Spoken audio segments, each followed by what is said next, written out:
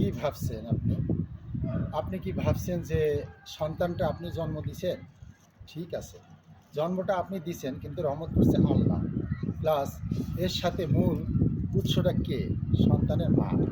একটা সন্তান জন্ম দিতে গেলে কমপক্ষে ৯ থেকে ১০ মাস বা ১০.৫ মাস সে মায়ের জ্বালা যন্ত্রণা ভোগ করতে হয়।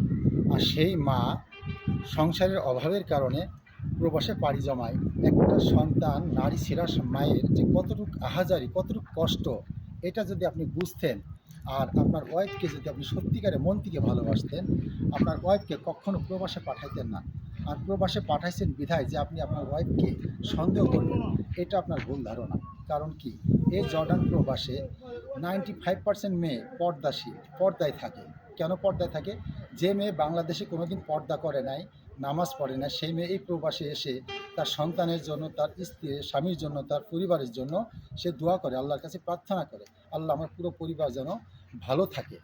সেই ক্ষেত্রে সে নামাজ পড়ে, পর্দায় থাকে। আর আপনি কি করেন? নেগেটিভ চিন্তা করেন। এবং আজ থেকে ১ বছর পূর্বে বেতন আসতো একটা অপারেটর বা একটা হেল্পারের ৪০ থেকে ৪৫,০০০ বা ৪৭,০০০ টাকা।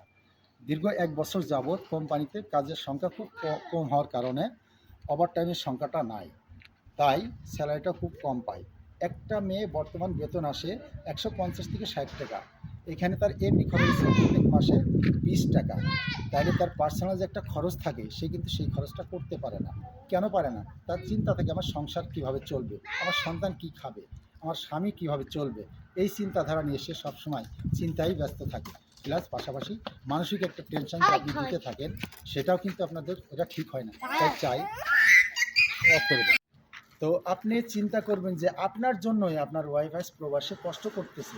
তো একটা প্রবাসী জীবন যে কত কঠিন আপনি বুঝবেন না।